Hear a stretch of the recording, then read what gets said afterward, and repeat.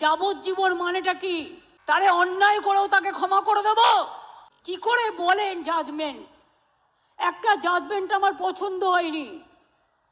It is not a rare of the rarest case. আমি মনে করি yes, it is the rare, sensitive and very very heinous crime.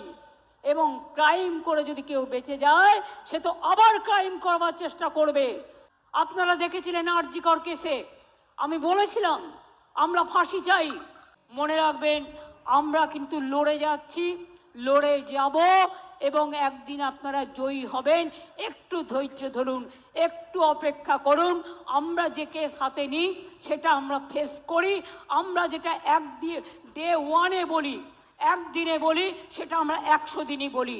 আমরা কখনো আমাদের কোনো কথা থেকে আমরা কখনো, মনে রাখবেন, দূরে সরে যাই না।